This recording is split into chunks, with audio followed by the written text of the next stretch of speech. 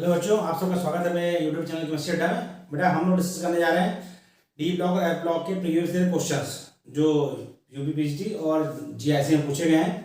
उसका पहला पार्ट हम लोग डिस्कस करने जा रहे हैं, क्योंकि हमने डी ब्लॉक्स और एफ ब्लॉक जो है उसका थ्योरी पोर्शन खत्म कर लिया है। वो मेरे यूट्यूब चैनल पर उसके वीडियो अपलोडेड है। आपने यदि अभी तक नहीं देखा है तो प्लीज़ पहले उसे देखें, क्योंकि उसको देखेंगे नहीं पूरा तब तक आप क्वेश्चन आपको समझ में आएगा नहीं। क्वेश्चन समझने के लिए आपको वीडियो देखना जरूरी है। तो पहले आप उस वीडियो को देखें, उसके बाद इस वीडियो को देखकर अपना कॉन्सेप्ट और मजबूत करें। ओके बेटा, पहला क्वेश्चन क्या है?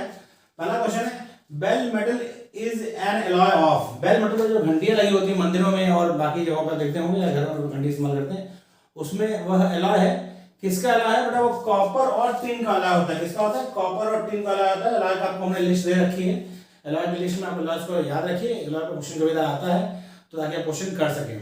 तो जो बेल मेटल है वो क्या है? कॉपर और टिन का एलॉय है। कॉपर और टिन के एलॉय से मिलकर बना होता है बेल मेटल मटेरियल। अगला क्वेश्चन क्या है?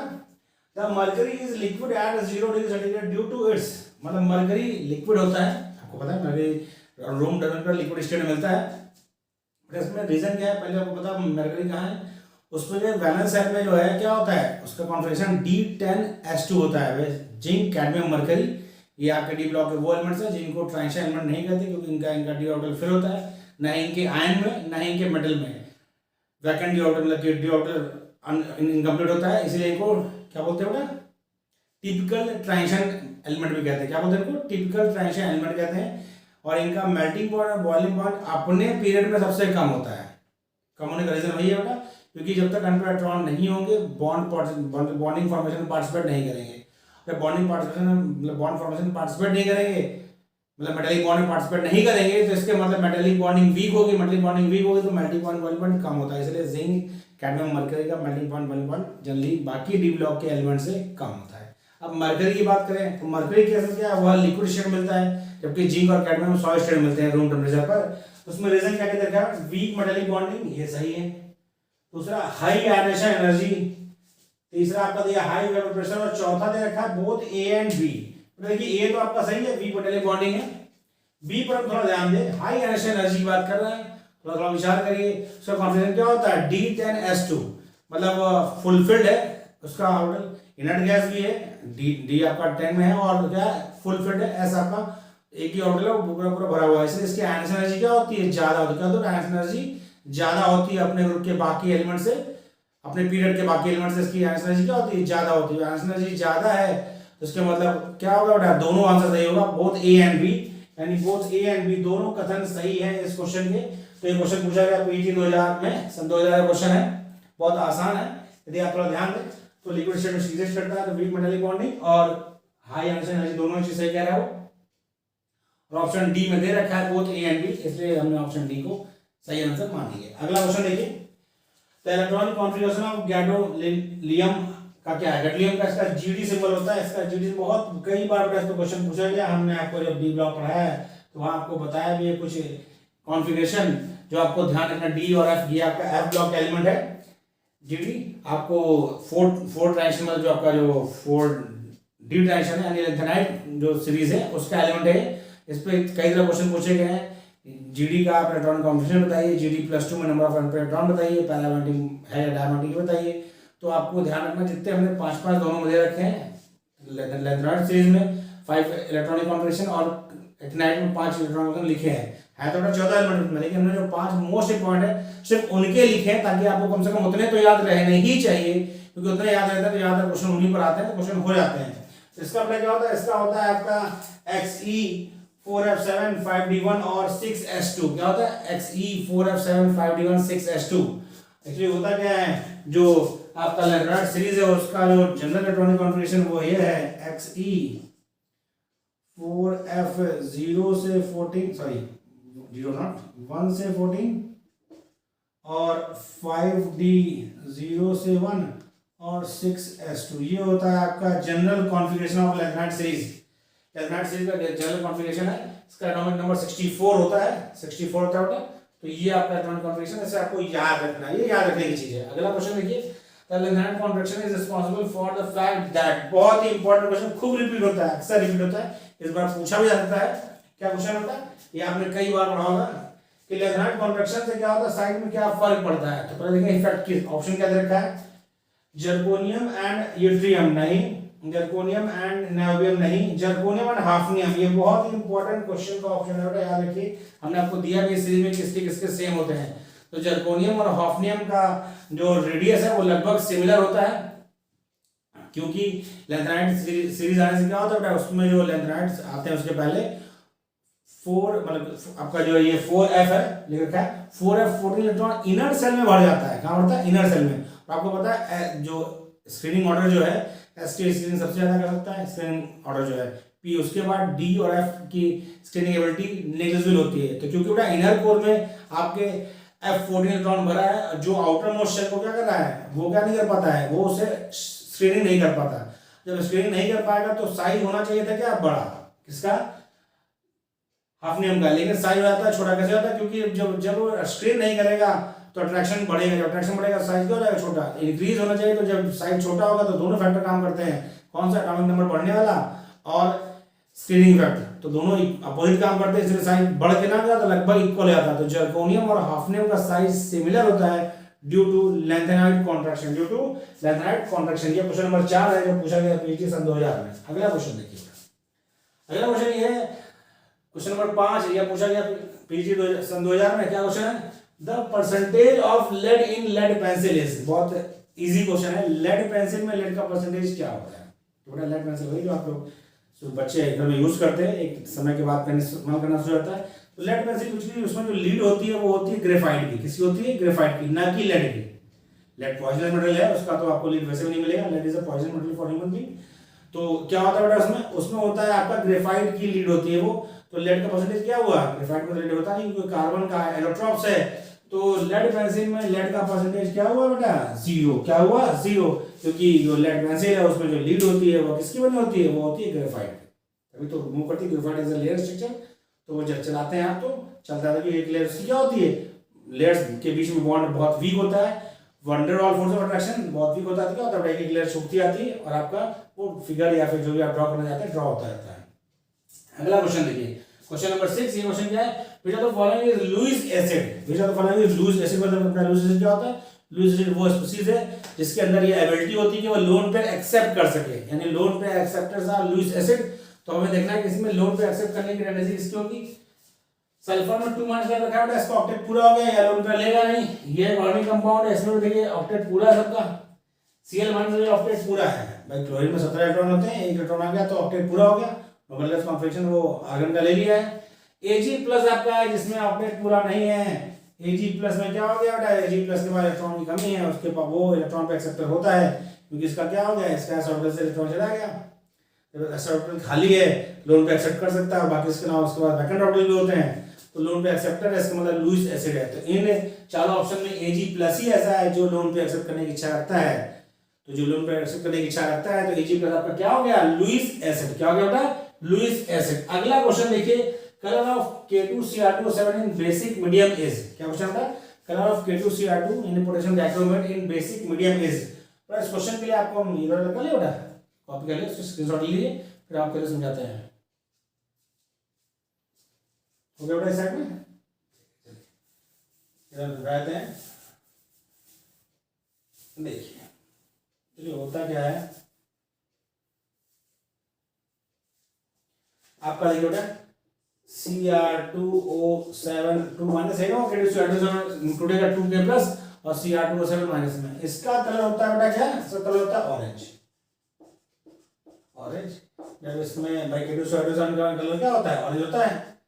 जब इसमें करेंगे OH- बेसिक मीडियम होगा तो ये बनेगा CrO4 2 माइनस। क्या बनता है बेटा, CrO4 2 माइनस। तो बैलेंस करेंगे तो 2CrO4 माइनस हो जाएगा प्लस 2H+, प्लस क्या हो जाएगा 2H+। और ये होता है येलो कलर, किसका होता है, येलो कलर। बहुत ध्यान समझिएगा, यहाँ पे बेटा H+ ये एक्लूरियम होता है भाई। ये क्या देखिए बेटा ध्यान से, इसको मैं ब्रैकेट लगा दूं ताकि कंफ्यूजन ना हो किसी और रिएक्शन से। अब ध्यान समझिए बेटा, देखिए ओरिजिनली K2Cr2 होता है ऑरेंज। जब एल्कलाइन मीडियम होगा तो बेटा फॉरवर्ड डायरेक्शन में चल जाएगी, यानी कलर क्या होगा, येलो। और जब एसिडिक मीडियम होगा तो बैकवर्ड डायरेक्शन जाएगी, क्या होगा, कलर ऑरेंज। यदि आपसे पूछे K2Cr2 कलर जो है अल्कलाइन मीडियम में क्या होगा, तो फॉरवर्ड डायरेक्शन में येलो, क्या होगा बेटा, येलो। ऑप्शन देखिए हम दिखा है, पहला ही ऑप्शन येलो है, तो कलर क्या होगा, येलो होगा। यदि आपसे पूछे K2Cr2 का कलर जो है एसिडिक मीडियम में क्या होगा, तो एसिडिक मीडियम में क्या होगा, ऑरेंज। तो यह रिएक्शन यदि आपको याद है, तो एसिडिक में जो होता है, एसिडिक मीडियम में पोटेशियम डाइक्रोमेट का कलर होता है ऑरेंज, और बेसिक मीडियम में पोटेशियम डाइक्रोमेट का कलर क्या होता है बेटा, पोटेशियम डाइक्रोमेट का कलर बेसिक मीडियम में होता है येलो।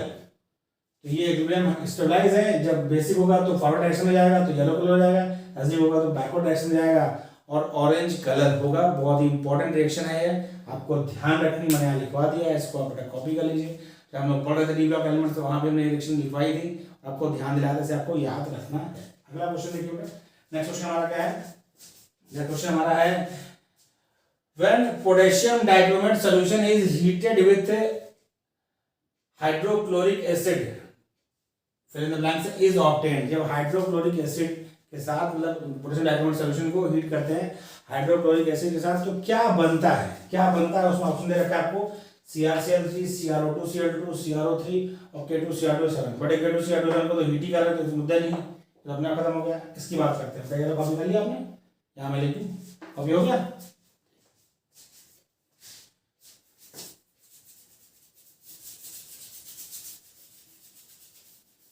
कॉपी कर लिया आपने, हम यहाँ लिखते हैं क्या था हमारा था K2Cr2O7, इसको मेट करना किसके साथ में, HCl के साथ, ठीक है। ये रिएक्शन होता है 14 एसिड, क्या होता है 14 एसिड होता है, यहाँ बनता है 2CrCl3, CrCl3 2CrCl3 बनता है, क्या बनता है 2Cr, क्रोमिल क्लोराइड, क्या होता है इसको क्रोमियम क्लोराइड बोलते हैं, CrCl3 फॉर्म होता है। उसके बाद बेटा क्या बनेगा, अब आपका ये बचा है पोटेशियम का, तो इसका भी KCl, कितना Cl, KCl, तो 2 K भी है तो 2KCl, क्या बनेगा बेटा 2KCl बनता है, क्या बनता है 2KCl। और उसके बाद क्या बनेगा, फिर बनेगा आपका 7H2O। तो इतनी आपको रिएक्शन याद रखनी है, CrCl3 KCl और H2O से फॉर्मूला H2O बनता है, CrCl3 KCl और H2O बनता है। रिएक्शन देखिए बैलेंस करते हैं हम लोग, यदि बैलेंसिंग की बात करें तो आपका Cl कितना हो गया, 6Cl यहाँ हो गया और 8 यहाँ हो गया, कितना निकला 2 यहाँ हो गया, 6 2 8 हो गया। अभी हमारा कितना हो चुका है 8, 14Cl है तो प्लस 3Cl। अब रिएक्शन बैलेंस है आपकी। यह रिएक्शन आपको ध्यान रखनी, पूरी रिएक्शन ध्यान ना भी रहे तो प्रोडक्ट ध्यान रखिए कि जब भी पोटेशियम डाइक्रोमेट की रिएक्शन HCl से कराते हैं, हाइड्रोक्लोरिक अम्ल से कराते हैं, तो बनता है आपका CrCl3। वैसे बेटा जब आप करा रहे रिएक्शन तो HCl से कराएं तो क्लोराइड बनेगा, किसका क्लोराइड बनेगा, पोटेशियम का क्लोराइड बनेगा। और भाई देखिए HCl का रिएक्शन कराई तो पोटेशियम का क्लोराइड बना और क्रोमियम का क्लोराइड बना, दोनों क्लोराइड बना है, तो इसलिए आपको ध्यान रखना CrCl3। ऑप्शन देखिए क्या है, CrCl3 दे रखा है, पहला ऑप्शन है CrCl3, पहला ऑप्शन है CrCl3। तो CrCl3 फॉर्म होता है, तो रिएक्शन आप ऐसे याद रखेंगे, जब पोटेशियम डाइक्रोमेट की रिएक्शन HCl से कराएंगे तो पोटेशियम का क्लोराइड बनेगा और क्रोमियम का क्लोराइड बनेगा। ओके बेटा, तो ऑप्शन आपका हो जाएगा, क्वेश्चन बहुत इजीली हो जाएगा। आपको ये इस तरह से ध्यान रखना पड़ेगा, ये रिएक्शन भी ध्यान रखिए कि किसका एसिडिक में क्या कलर होगा और बेसिक में क्या कलर होगा। अगला क्वेश्चन देखिए, which is Prussian blue. Prussian blue का नाम आपको ध्यान रखना है, 2 टर्नबुल ब्लू और प्रूशियन ब्लू पे क्वेश्चन आते हैं। पहला क्वेश्चन आपका प्रूशियन ब्लू का, इसका जो कंपाउंड है उसका IUPAC नेम भी पूछा जाता है, और दूसरी बात ये है कि उसका आपका जो है कंपाउंड का स्ट्रक्चर पूछा जाता है। तो क्वेश्चन देखिए क्या है, ये आपका क्वेश्चन कलर है, तो ये आपका बेटा देखिए क्या है कि इसमें पहला ऑप्शन सही होगा, फेरिक फेरोसाइनेट इसका होता है। फेरिक फेरोसाइनेट जो होता है वो होता है आपका प्रूशियन ब्लू, फेरिक फेरोसाइनेट, और फेरिक साइनेट जो होता है वो टर्नबुल ब्लू होता है। ध्यान रखिए, दोबारा रिपीट कर रहा हूं मैं, फेरिक फेरोसाइनेट जो है दोनों कलर ब्लू ही होता है, बस कंपाउंड अलग अलग है। फेरिक फेरोसाइनेट ये क्या होगा, फेरिक फेरोसाइनाइड जो होता है वो होता है प्रूशियन ब्लू, और फेरिक साइनाइड जो होता है वो होता है टर्नबुल ब्लू। तो दोनों के अलग अलग कंपाउंड है, दोनों का अलग अलग IUPAC नेम है, आपको दोनों को ध्यान से पहचानना है कि कौन सा प्रूशियन ब्लू है, कौन सा आपका टर्नबुल ब्लू है। ठीक है, यह क्वेश्चन मेरा पूछा गया सन PG 2010 में, PG 2010 का क्वेश्चन है। आपको ये कंपाउंड याद है, क्वेश्चन आपका हो गया, नहीं याद है तो फिर क्वेश्चन नहीं कर पाएंगे, इसलिए दोनों को मैं रिपीट कर रहा हूँ कि प्रूशियन ब्लू और टर्नबुल ब्लू का कंपाउंड का स्ट्रक्चर, उसका IUPAC नेम याद होना चाहिए। प्रोशन ब्लू का होता है फेरिक फेरोसाइनाइड और टर्नबुल ब्लू का होता है फेरस फेरिक साइनाइड। तो ये आप ध्यान रखिए। इसके साथ ही हमारा ये वाला कॉपी कर लीजिए, फिर हम अगला पार्ट डिस्कस करते हैं। इसी में जो है आगे क्वेश्चन जो है क्वेश्चन नंबर 10 से डिस्कस करते हैं। 9 तक हो गया, कॉपी कर लीजिए।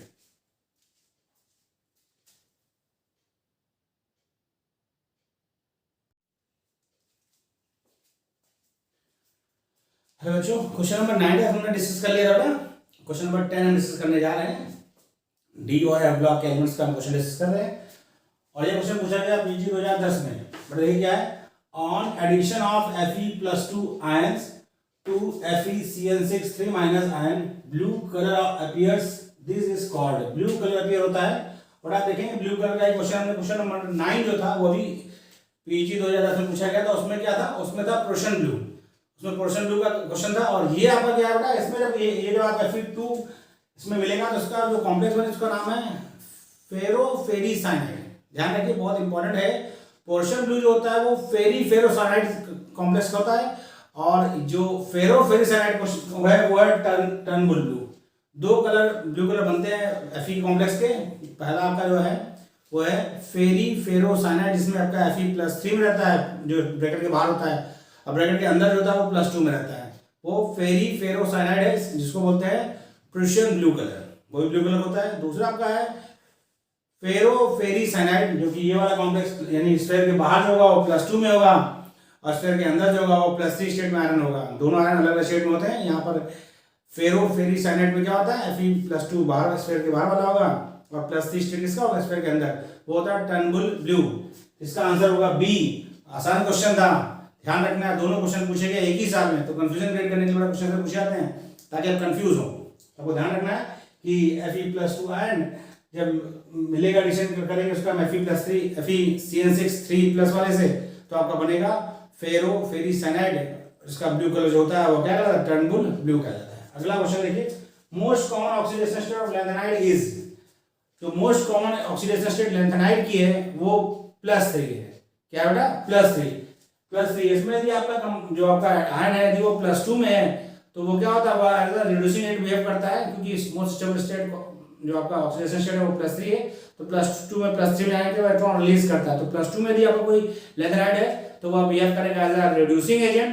यदि कोई आपका +4 में है तो इलेक्ट्रॉन गेन करके वो +3 में जाएगा तो वो बिहेव करेगा एज अ ऑक्सीडाइजिंग एजेंट। तो आपसे इस तरह भी क्वेश्चन पूछ सकता है, लैंथेनाइड सीरीज की आयन देगा और पूछेगा कौन रिड्यूसिंग एजेंट की तरह बिहेव करता है, कौन ऑक्सीडाइजिंग एजेंट की तरह। तो आपको ध्यान रखना है लैंथेनाइड सीरीज का मोस्ट स्टेबल ऑक्सीडेशन स्टेट क्या है बेटा, +3। तो +3 में आना चाहेगा, यदि +2 में होगा तो इलेक्ट्रॉन रिलीज करके +3 में आएगा, यदि +4 में होगा तो इलेक्ट्रॉन गेन करके +3 में आएगा। तो most stable oxidation state of lanthanide series क्या है, +3। अगला क्वेश्चन देखिए क्या है, इन सोडियम नाइट्रोक्लोराइड देयर क्या होता है Na2 FeCN5 NO, क्या सही है इसके लिए बेटा। देखिए तो पहले समझिए ध्यान से, ये बहुत इंपॉर्टेंट, वेरी इंपॉर्टेंट इसको हम कह सकते हैं, क्योंकि ये क्वेश्चन मतलब इस पे क्वेश्चन बनते रहते हैं।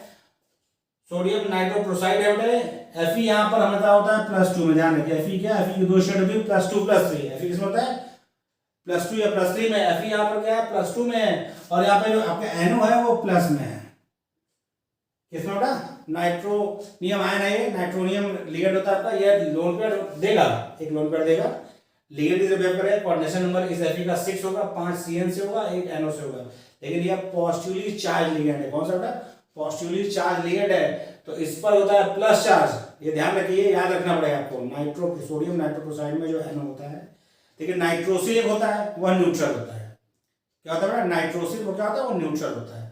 और जो NO+ होता है वो नाइट्रोसोनियम आयन होता है, तो उसको वो जो होता है उस पर पॉजिटिव चार्ज होता है, तो उसके लिए हम लोग नाइट्रोसोनियम यूज करते हैं। तो ये आपका क्या है, ये आपका पॉजिटिव चार्ज, क्या बेटा, पॉजिटिव चार्ज है और ये आपका Fe+2 स्टेट में। तो क्वेश्चन देखते हैं क्या है, ऑक्सीडेशन स्टेट ऑफ Fe+2 सही है। This has NO+ as ligand, ये important, plus as ligand, very important. NO+ as ligand होता है, क्या होता है, ये होता है NO+। यदि जो NO होता तो क्या होता है, ये होता है नाइट्रोसिल, क्या होता है, नाइट्रोसिल।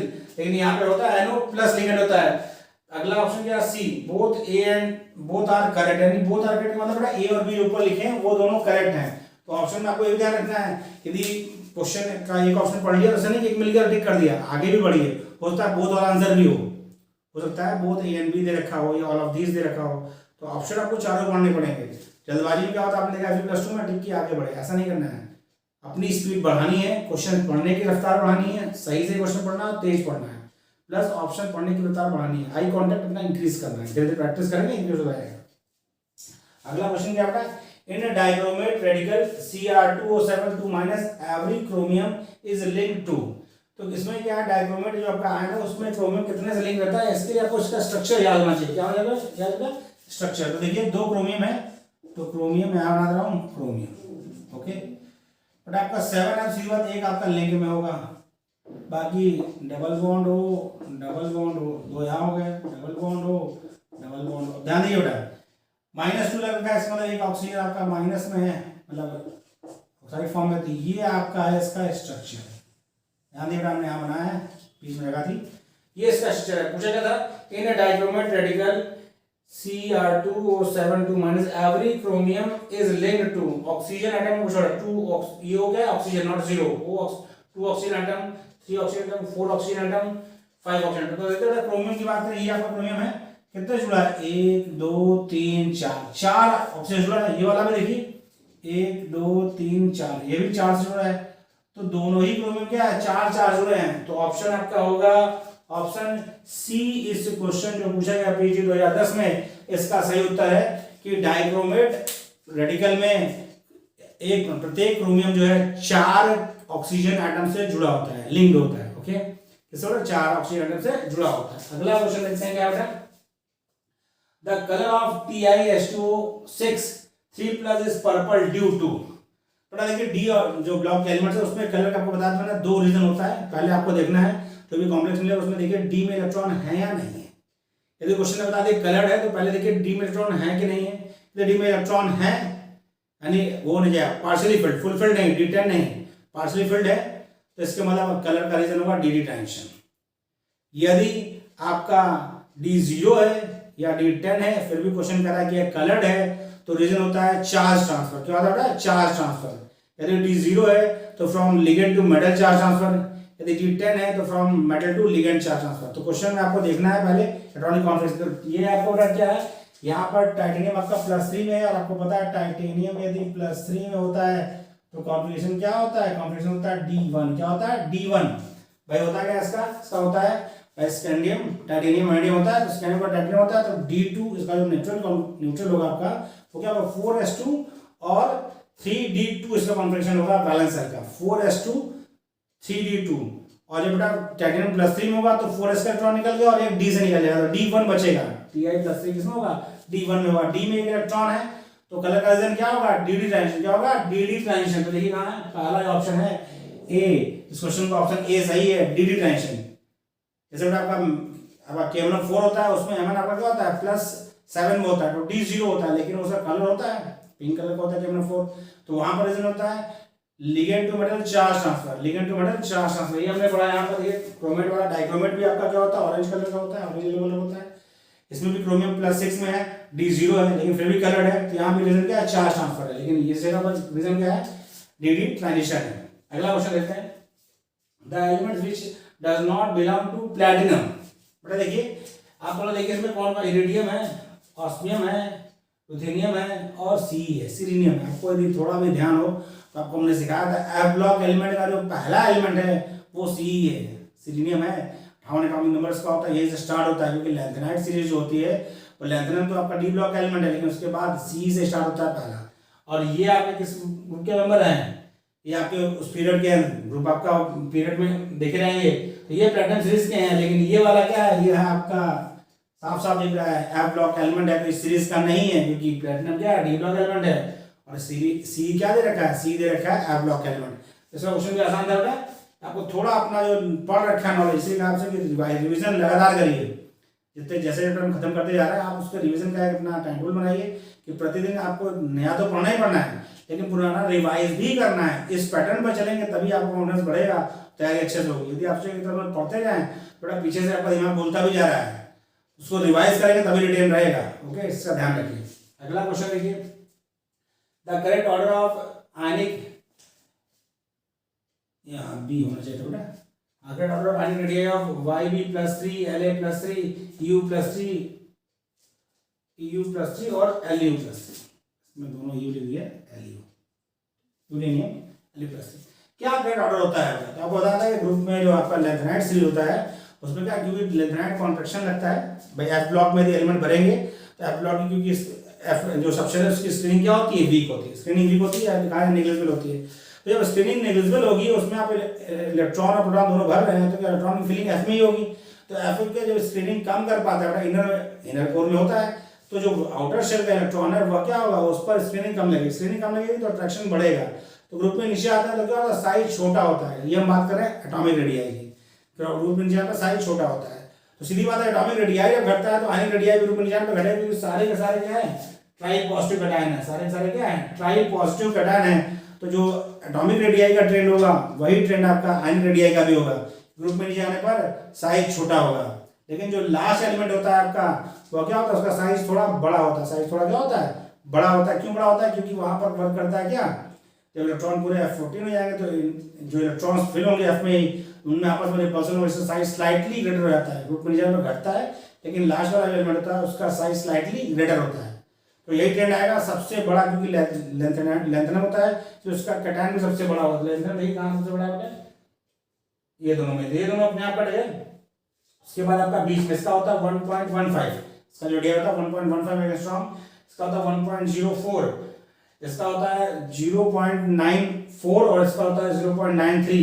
तो ऑप्शन डी आपका सही उत्तर है, क्योंकि ग्रुप में नीचे आने पर जो हो रहा है आपका साइज डिक्रीज हो रहा है एटॉमिक रेडियाई का, तो आयनिक रेडियाई का डिक्रीज करेगा, लेंथेनम उससे बड़ा, then EU, then LU, then YB।